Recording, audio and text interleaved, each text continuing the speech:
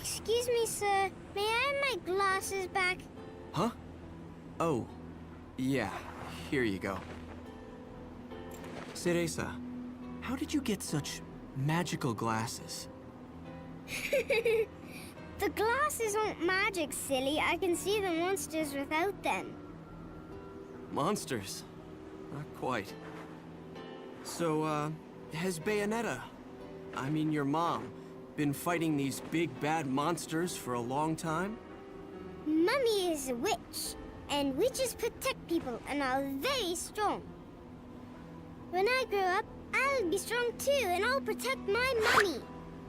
Wait, you think witches do what? No, forget it. No point in arguing with a little kid. I'll manage on my own. I'm sure you will. Mummy! Shit. You never cease to amuse me, Cheshire. I suppose that's your next target?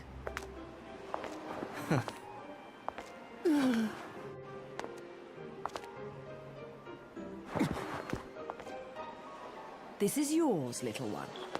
You didn't cry while I was gone, did you? Nope. Good. Bayonetta, no matter how I ask, no matter how many times, you always say the same thing. Come now, Kitty. You know it was A all just... misunderstanding. You're so stubborn, you know that? My father, he was a journalist too. In fact, he was twice the man I could ever hope to be.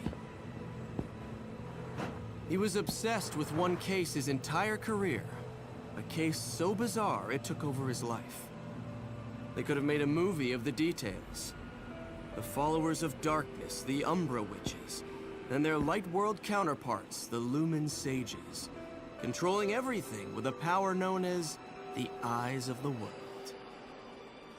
Then, the Light and Dark clans suddenly disappeared from their medieval home in Europe. You may be familiar with the town. You're standing in it. Welcome to Vigrid, 500 years later. 500 years.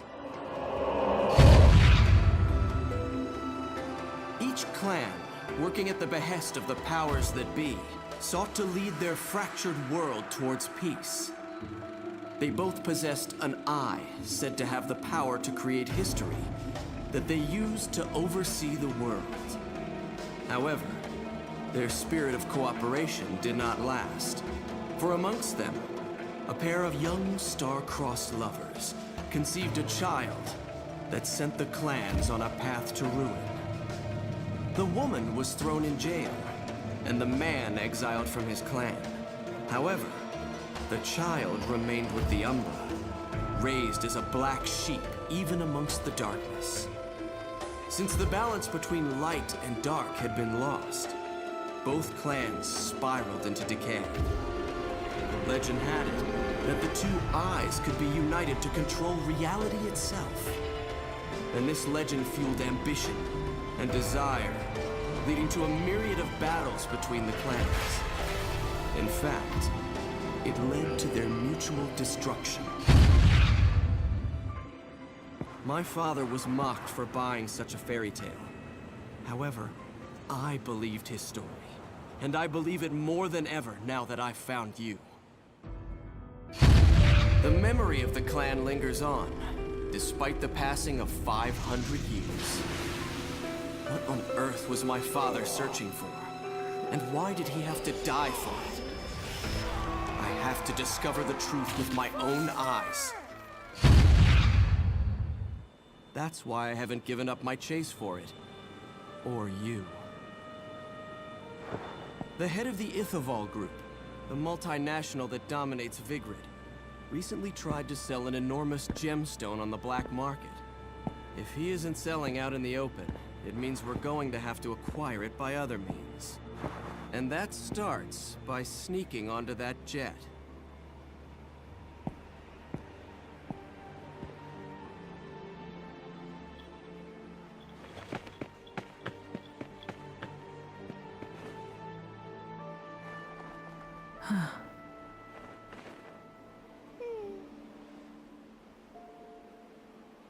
Mummy, are you looking for something?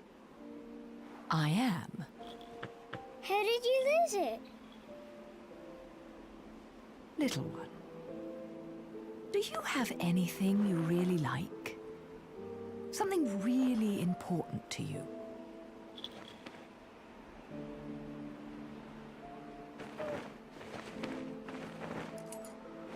Yes, this. I love it.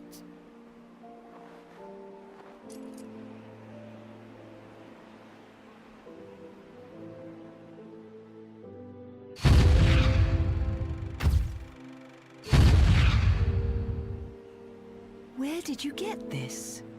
You gave it to me, Mummy, for my birthday.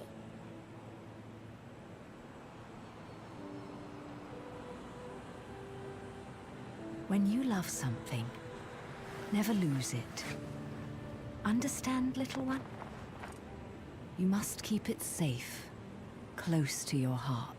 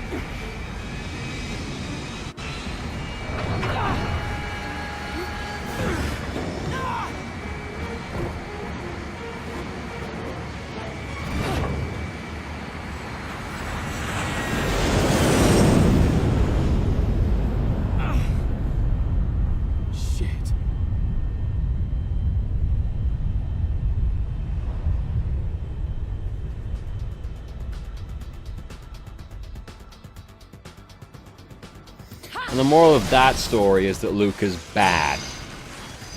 I do not... Also, this is happening now on the plane. Try and get a better, like, look at what's actually coming through the... Oh, it's one of these things. It revives you when you die.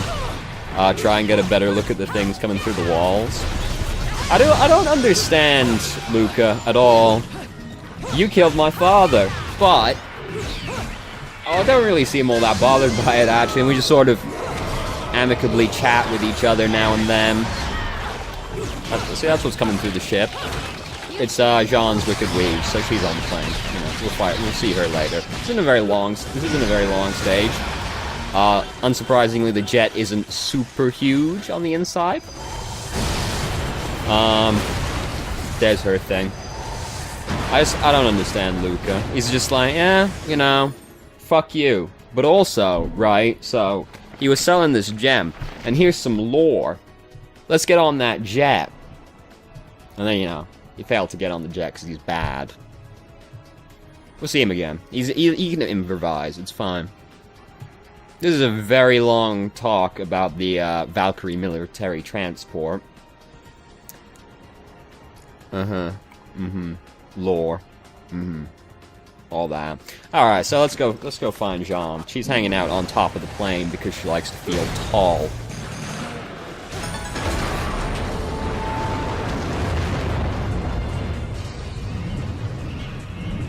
It's just one thing after another, isn't it, really? It's alright, we can turn into a cat. And, yep. The Angel Time has a habit of ending at an unfortunate... Angel Time, Witch Time, has an unfortunate habit of ending at an awkward time right there. Also, look, it's my favorite angel again. And, there's some more of my favorite angel. We're getting thoroughly trounced by this one. God damn. How terrible. You can't fall off anymore. I mean, you might be able to still fall off, but you can't really fall off anymore. That threat has passed us by. this plane gets fucked up really quickly, by the way. And then we have the most unique boss fight in the game. Not really like appearance-wise, but like the arena we fight the boss in, you'll not see coming. And the summon we use is also my favorite because it's straight up a Devil May Cry boss that is just a summon in this game. I mean, it might not be like lore-wise, but it's Devil May Cry boss. Reskinned to look like it's made out of hair. It always just seems so uncomfortable to think about. I don't know why you'd want to walk around in a catsuit made of your own hair. It just sounds so very itchy and uncomfortable. And as Bayonetta 2 has shown us, the hair required for the catsuit doesn't need to come off the top of your head, because suddenly her hair doesn't connect to her catsuit anymore. Now that sounds really itchy. Oh, there's more lore up here. We could chat to Rodon if we were so inclined. Not really so inclined. The Strategic Defense Initiative. This will come up in a moment. We're also getting very close to my least favorite stage. Right after the boss fight, we go to it. And it's very sad. I'm not a very big fan of Space Harrier, and that's just straight up what it is.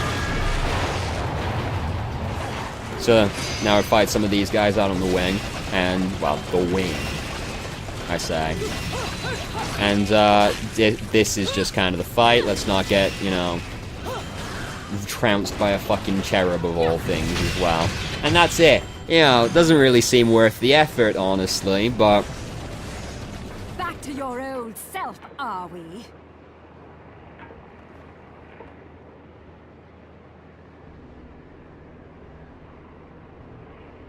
Why so glum? Something troubling you? Only your constant fretting over my state of affairs. I've no time to play games with you. No need to take out your stress on me, Bayonetta. It's clear you're worried for the girl.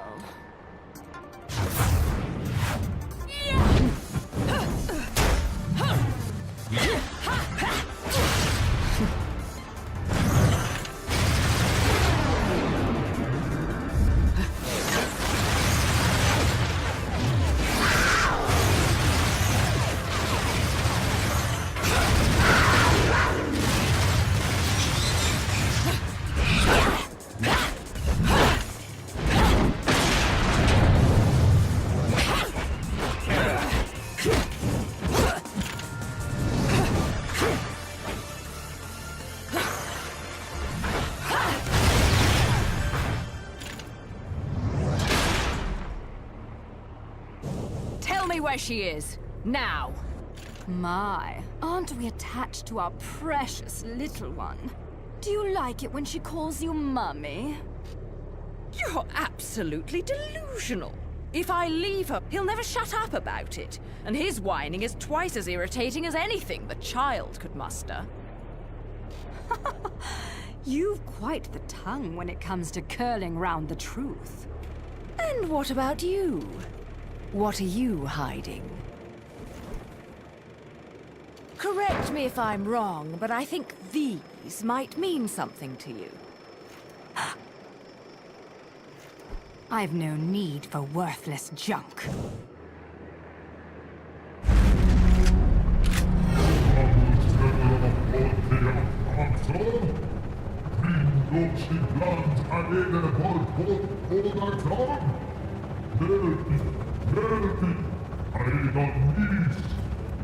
I am well aware of my task, but you have forgotten that I do not need your help.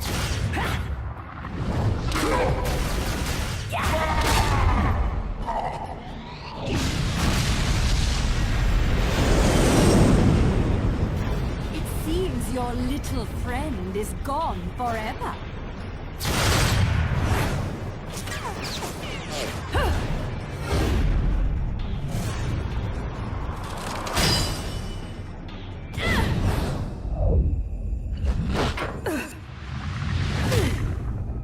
Fill them. Fill your eyes with hatred. Accept your violent fate. Accept it, and earn the left eye. Prove you deserve it.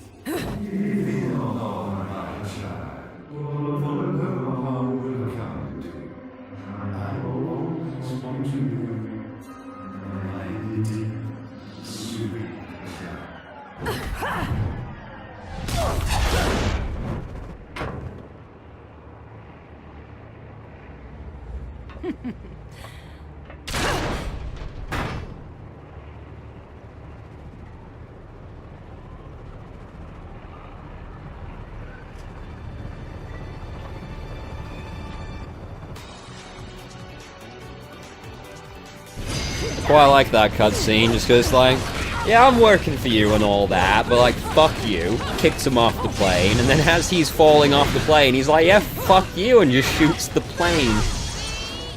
So the moral of that story is, I mean, fuck everyone, basically, you know. Now we're gonna fight Jean again. This fight's far less interesting than the last one we had. She does have a unique phase, though. Where she gets on her bike, which seems very hazardous to do whilst also on the top of the plane, but, you know, whatever. So we're getting, you know, kind of fucked up. I am kind of upset in the cutscene that she uses the bat form, because you might not have bought that at this point. But, you know, whatever. Alright, so she didn't get staggered at any point during that, so we got hit again. It's going well. It's going well. Here we go. Oh, hitched a little bit there.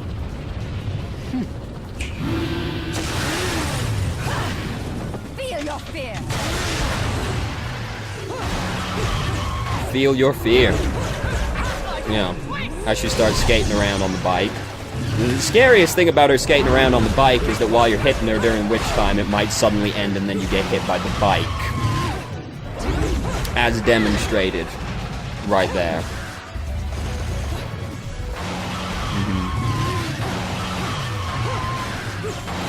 I don't know. Oh, got fucked. Alright, it's okay. It's fine. We had the red hot shot that we picked up at one point. The moral of the story is I'm also terrible. Which, I mean, makes sense. If I was to be a character in this universe, I would almost certainly be either Luca or Enzo. Thoroughly useless. She has the sword down, by the way. Jean has, like, an equivalent to all of our weapons. Oh, here we go. This is the first time she's done this one. And didn't fuck it up. Great. That's stricter on the harder settings. There's one she can do with the legs as well, but she never does it. Honestly. Yeah, so Jean has an equivalent to all of our weapons, but we don't, like, really ever see it in gameplay. But she does have an equivalent to all our weapons. Also, all of our summons, as you might have noticed right there. Doesn't really come up. Also, we're in the ocean now. So the plane is pretty fucked at this point. Yep, she's got 0 hit points. Might as well get a little bit more fucked up, just for good measure, you know.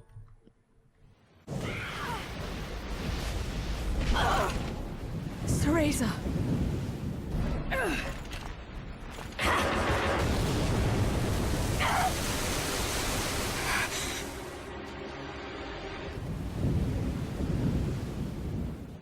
Not yet. She isn't ready.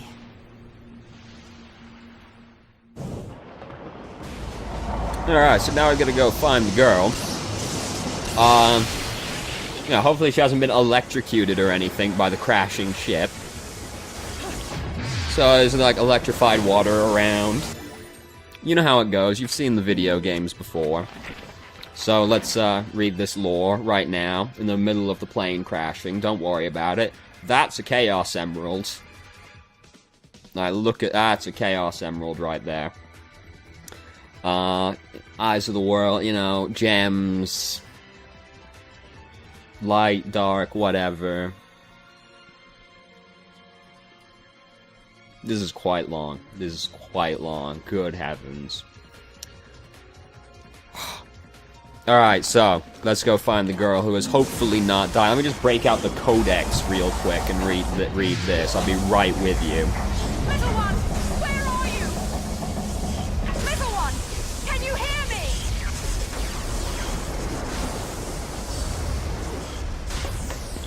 Mommy! Mommy! Mommy! Teresa! Mommy! I'm so scared. No crying now, little one. You know the rules. No cockroaches or crying babies. Time to go, little one. Hold on tight, okay? Okay.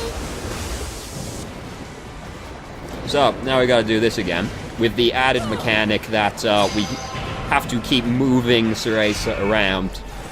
The ship is also slowly filling up with water, and if you take too long, she just gets submerged in the electrocuted water, and you fail. So, best avoided. Not terribly difficult, though. Basically, the trick is just put her as far up in the stage as physically possible, and then kill everything else. But yeah, and she can still be killed by these guys, but that's basically impossible. Basically, there's a time limit. It just doesn't tell you that there's a time limit. Ship's pretty fucked, though, at this point. Here's some affinities. Yeah, you know, just get hit by the affinities. Yeah, you know. Might as well just get schooled by the most basic enemies in the game as well at this point. Oh, nope, that's the electrified water. Let's not go over there. Nope, let's go back over there. I lied to you. Do you mind coming, like, over here a little bit more? Mind, like, not just hanging out in the fucking electric water, if at all possible? Do you think, if at all possible, you could come out of the electrified water? Okay. How fucking rude. Do you see that guy? So, you know, yeah. And we're about to fight the boss. It's the big lizard guy that we saw on the top of the plane. Yeah, as you may expect. You don't get a lot of foreshadowing for the bosses after Fortitudo, who we saw a couple of times, and was like in flashbacks and everything as well. All the other ones just kind of show up, and they talk about this whole sacrifice thing. Whatever. It's very upsetting she doesn't skate around on the Odette while carrying around Cereza still. I guess that wasn't in the budget.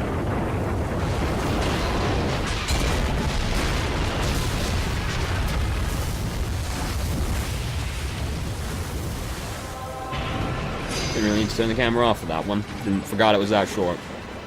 Here's these guys. So, but this place is still filling up with water, so we're just gonna go all the way up here to put Cereza down.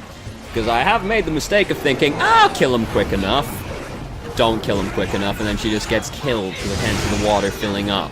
Yeah. Pretty shitty way to go, as far as they go. In the middle of the ocean, electrocute in a sinking plane. Cheshire, meanwhile, is having the time of his life right now. Stealing a helicopter. He's stealing a helicopter, by the way. Not out here, getting wet in the middle of the ocean. Fighting the ancient, you know.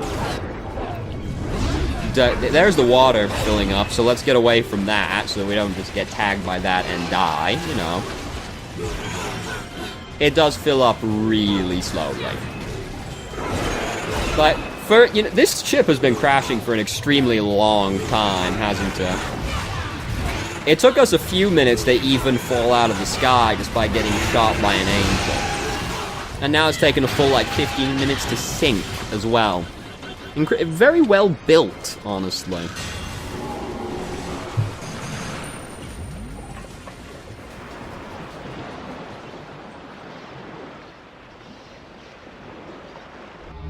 Oh, it just ends. Okay, I thought it transitioned into another cutscene. No, it just ends right there. Okay. A lot of hidden stages on that one. not very many actual stages. Let's say hidden stage is not really the correct way to put it, is it? Hidden verses. There's like 2 Alfheim portals on there, you know? So now we're gonna go fight the boss. Not quite my favorite boss in the game, after we go through this waste of time again. Not quite my favorite boss in the game, but definitely the most inventive boss in the game. You'll see, because we're fighting in the middle of the ocean, so we're gonna have to get a bit creative on this one. I don't remember what this one's name is. What is it? It's Prudence. So it's like Prudenido or something like that, probably. You know, its actual name.